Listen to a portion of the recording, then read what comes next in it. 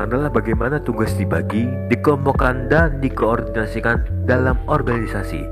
Struktur ini penting karena mendukung strategi, mengontrol perilaku, tapi juga bisa jadi penghambat bila salah desain. Ada beberapa elemen utama seperti work specialization, departmentalization, chain of command, span of control, centralization, decentralization, formalization, dan boundary spanning. Misalnya, work specialization membagi pekerjaan jadi tugas kecil agar efisien, tapi kalau berlebihan bisa menimbulkan kebosanan.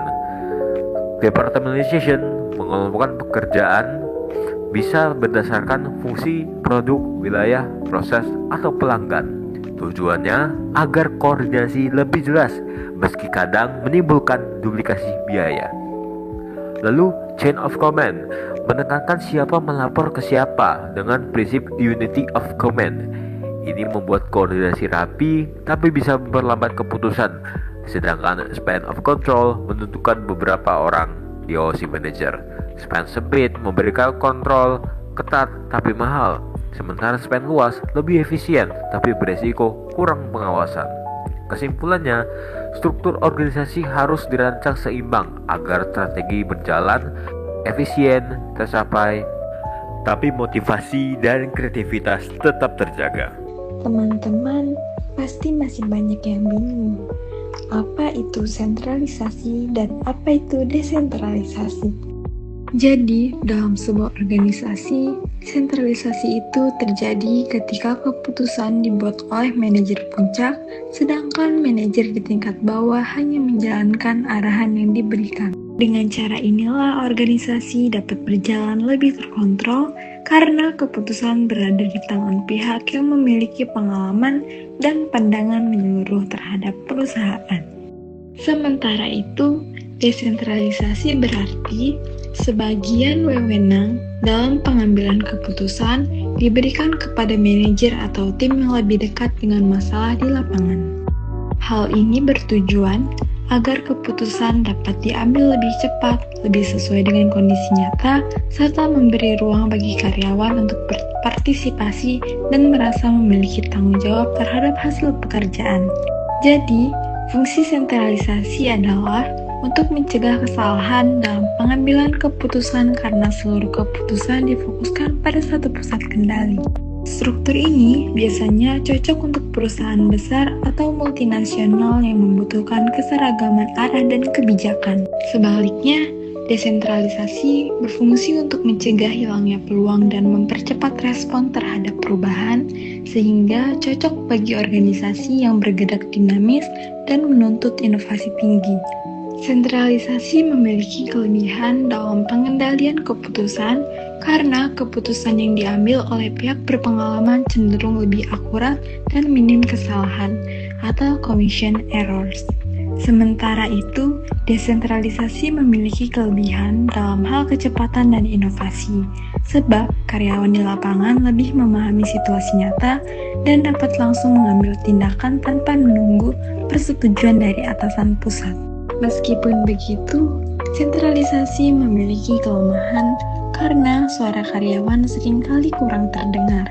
Akibatnya, pengetahuan dan ide dari karyawan yang sebenarnya potensial tidak dapat dimanfaatkan secara optimal. Sebaliknya, desentralisasi dapat menimbulkan masalah koordinasi apabila tidak diatur dengan baik, terutama pada organisasi besar. Contohnya, dapat terlihat pada sistem militer seperti di Angkatan Udara AS yang memerlukan koordinasi ketat agar keputusan tetap selaras.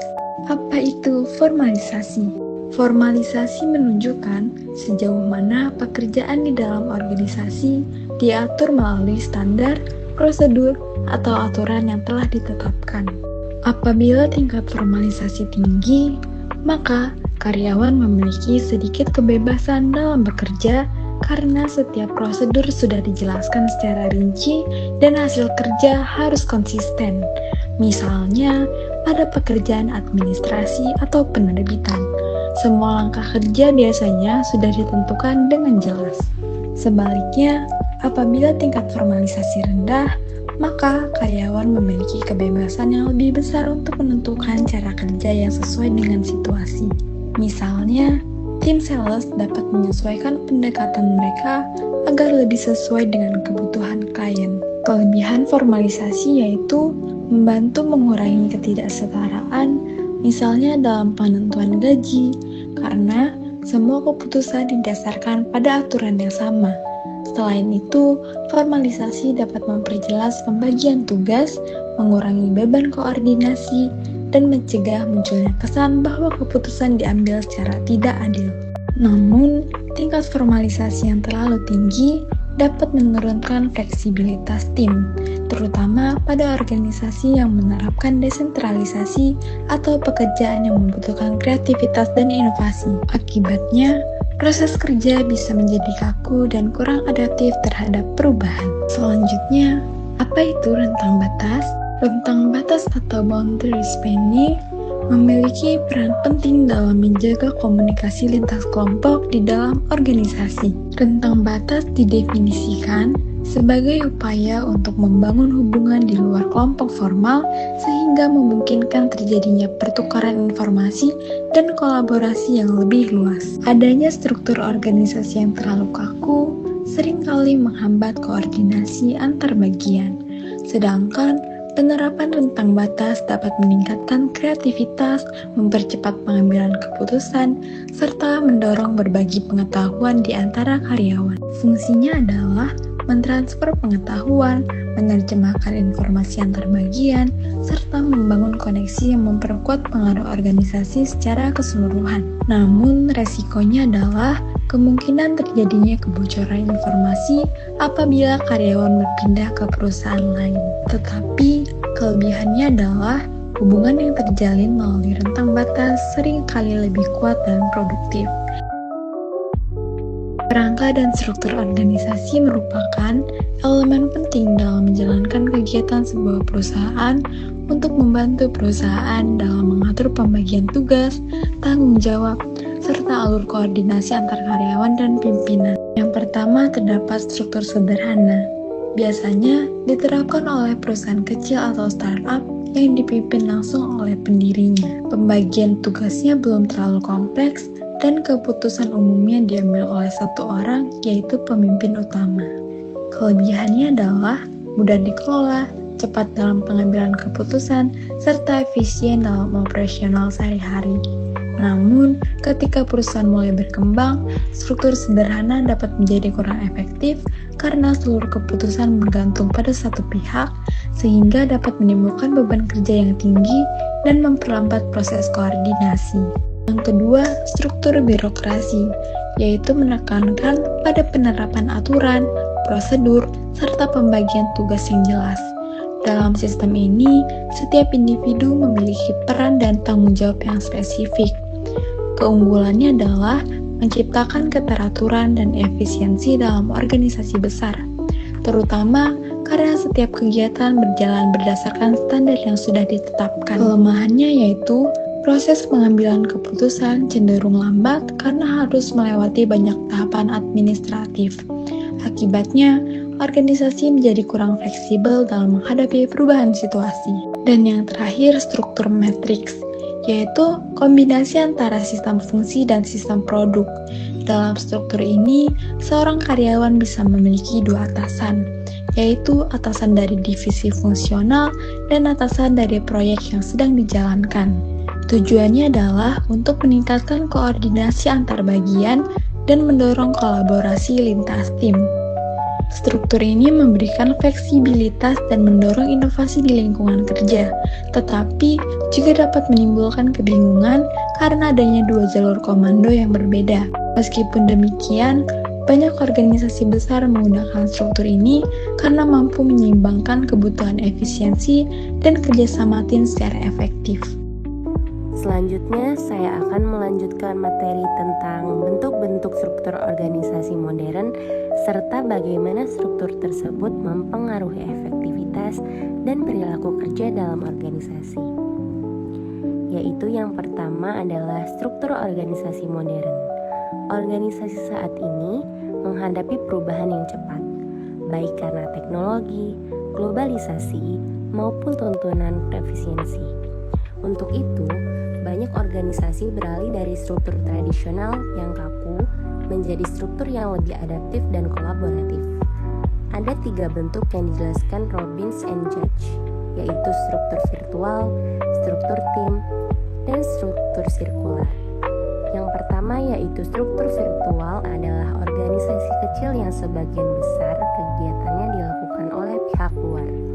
Perusahaan inti hanya mengkoordinasikan hubungan kerja dengan mitra, misalnya perusahaan produksi, pemasaran, atau distribusi. Kelebihannya, organisasi bisa bergerak cepat dan efisien tanpa harus memiliki semua sumber daya sendiri. Namun, tantangannya adalah menjaga komunikasi dan kepercayaan antar pihak yang tidak berada di lokasi yang sama. Sebagai contoh, banyak perusahaan teknologi atau startup sekarang menggunakan model ini karena memungkinkan mereka bekerja lintas negara tanpa batasan ruang dan waktu. Selanjutnya ada struktur tim, yaitu ketika organisasi mengandalkan tim lintas fungsi untuk menyelesaikan pekerjaan, tim-tim ini biasanya diberi wewenang untuk membuat keputusan sendiri, sehingga proses kerja menjadi lebih cepat dan kreatif. Struktur ini juga menumbuhkan rasa kepemilikan terhadap hasil kerja, karena setiap anggota berkontribusi langsung dalam pengambilan keputusan. Contohnya dapat dilihat pada perusahaan seperti Google atau Toyota yang mendorong inovasi melalui kerja tim dan kolaborasi. Yang ketiga adalah struktur sirkular atau circular structure, yaitu struktur ini menggambarkan organisasi seperti lingkaran, di mana pimpinan berada di tengah dan dikelilingi oleh lapisan manajemen dan karyawan.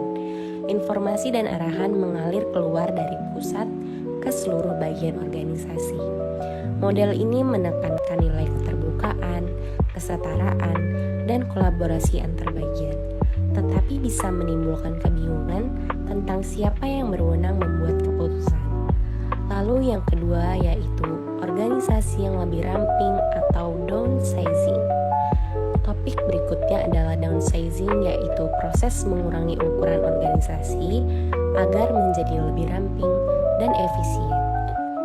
Biasanya dilakukan dengan menutup unit bisnis, menjual bagian yang tidak produktif, atau mengurangi jumlah karyawan. Tujuan utama downsizing adalah menekankan biaya dan meningkatkan kelincahan organisasi dalam merespons perubahan. Namun, efek sampingnya bisa cukup berat. Karyawan yang tersisa bisa merasa tidak aman, stres, dan kehilangan motivasi kerja. Untuk mengatasi hal ini, Robbins dan Judge menyarankan 4 langkah penting. Yang pertama yaitu invest, tetap berinvestasi pada pengembangan dan kesejahteraan karyawan yang bertahan. Yang kedua yaitu communicate, menjaga komunikasi terbuka agar karyawan paham alasan perubahan dan tidak cemas. Yang keempat yaitu participate, melibatkan karyawan dalam proses penyesuaian, misalnya melalui diskusi atau program saran. Yang keempat yaitu assist, membantu karyawan yang terdampak, misalnya dengan pelatihan keterampilan baru atau pesangon yang adil. Jika dilakukan dengan baik, downsizing tidak hanya mengurangi beban biaya, tetapi juga memperkuat kepercayaan dan komitmen karyawan. Yang ketiga yaitu model mekanistik dan organik. Bagian selanjutnya menjelaskan 2 pendekatan utama dalam struktur organisasi, yaitu mekanistik dan organik. Struktur mekanistik menyerupai mesin, sangat formal, terpusat, dan dipenuhi aturan serta prosedur. Setiap karyawan memiliki tugas yang jelas dan wewenang yang terbatas.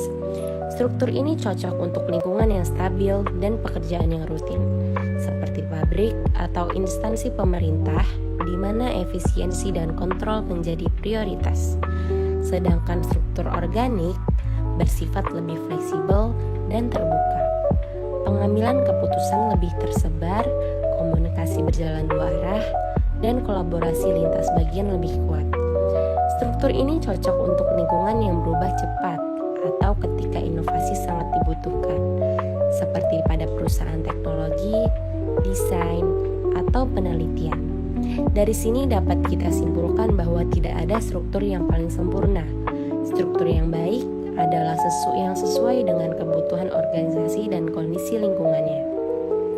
Yang keempat yaitu strategi organisasi, yaitu inovasi, biaya, dan imitasi. Robbins dan Judge juga menjelaskan hubungan antara strategi dan struktur organisasi. Struktur tidak bisa dipilih sembarangan, harus mendukung strategi yang dijalankan perusahaan. Ada 3 strategi utama yang dibahas. Yang pertama yaitu strategi inovasi, yaitu strategi yang berfokus pada penciptaan produk atau ide baru. Organisasi dengan strategi ini memerlukan struktur yang fleksibel dan mendorong kreativitas. Contohnya perusahaan yang terus memperbarui produk agar selalu selangkah di depan pesaing. Yang kedua yaitu strategi minimasi biaya, yang berfokus pada efisiensi, pengendalian biaya, dan standarisasi proses. Struktur yang digunakan biasanya lebih mekanistik dengan aturan dan kontrol yang kuat agar hasilnya seragam dan hemat biaya. Yang ketiga yaitu strategi imitasi, yaitu meniru produk atau proses yang sudah terbukti berhasil di pasar. Struktur organisasi yang digunakan umumnya campuran antara fleksibel dan formal, cukup terbuka untuk beradaptasi, tapi tetap terkontrol agar efisien. Dengan memahami hubungan ini, manajer bisa memilih struktur yang paling mendukung arah strategis perusahaan. Dari pembahasan tersebut, dapat disimpulkan bahwa struktur organisasi memainkan peran penting dalam keberhasilan perusahaan. Struktur yang fleksibel memungkinkan organisasi beradaptasi dengan perubahan dan berinovasi lebih cepat. Sementara struktur yang kaku bisa menjaga efisiensi dan konsistensi. Namun, kuncinya bukan memilih mana yang lebih baik, melainkan menyesuaikan struktur dengan strategi, lingkungan, dan budaya organisasi. Jadi, semakin kompleks dunia kerja, semakin penting bagi organisasi untuk memahami dan mengelola strukturnya dengan cermat, agar bisa setiap orang dapat bekerja efektif, saling berkolaborasi, dan berkontribusi terhadap tujuan bersama. Yang selanjutnya yaitu ukuran organisasi. Ukuran suatu organisasi secara signifikan memengaruhi strukturnya. Organisasi yang mempekerjakan 2.000 orang atau lebih cenderung memiliki lebih banyak spesialisasi, lebih banyak departementalisasi, lebih banyak tingkat vertikal, dan lebih banyak regulasi dibandingkan organisasi kecil. Selanjutnya adalah teknologi. Teknologi menggambarkan cara suatu organisasi mentransfer input menjadi output. Bentuk teknologi telah merevolusi cara perusahaan memasarkan produk ke konsumen, merekrut talenta, dan menciptakan kehadiran digital di dunia. Selanjutnya adalah lingkungan. Dimensi pertama yaitu kapasitas, mengacu pada sejauh mana lingkungan dapat mendukung pertumbuhan. Yang kedua adalah kompleksitas, adalah tingkat heterogenitas dan konsentrasi di antara elemen-elemen lingkungan. Dimensi ketiga yaitu volatilitas. Volatilitas menggambarkan tingkat ketidakstabilan dalam lingkungan. Faktor lain yang membentuk struktur organisasi adalah institusi. Ini adalah faktor budaya yang bertindak sebagai pedoman perilaku yang sesuai. Institutional theory menggambarkan beberapa kekuatan yang membuat banyak organisasi memiliki struktur serupa. Faktor institusional yang paling jelas berasal dari tekanan regulasi. Industri tertentu di bawah kontrak pemerintah, misalnya harus memiliki hubungan pelaporan yang jelas dan kontrol informasi yang ketat. Yang terakhir yaitu desain organisasi dan perilaku karyawan. Yang pertama adalah rentang kendali. Large spans atau rentang kendali yang luas dapat menyebabkan kinerja karyawan yang lebih tinggi, karena memberikan pengawasan yang lebih longgar dan lebih banyak kesempatan untuk personal inisiatif. Yang kedua adalah sentralisasi. Secara umum, centralized organization memiliki tingkat otonomi yang lebih besar. Namun, sementara satu karyawan mungkin menghargai suatu kebebasan. Karyawan lain justru dapat menganggap lingkungan otonom sebagai sesuatu yang membingungkan dan tidak jelas. Yang ketiga adalah prediktabilitas versus otonomi. Calon karyawan yang lebih menyukai prediktabilitas large spans atau rentang kendali yang luas dapat menyebabkan kinerja karyawan yang lebih tinggi, cenderung mencari dan mengambil pekerjaan di struktur mekanistik. Sedangkan mereka yang menginginkan otonomi lebih cenderung berakhir di struktur organik. Yang keempat adalah budaya nasional. Perbedaan budaya nasional mempengaruhi preferensi terhadap struktur. Pertimbangkan perbedaan budaya bersama dengan perbedaan individu saat memprediksi bagaimana struktur akan mempengaruhi kinerja dan kepuasan karyawan.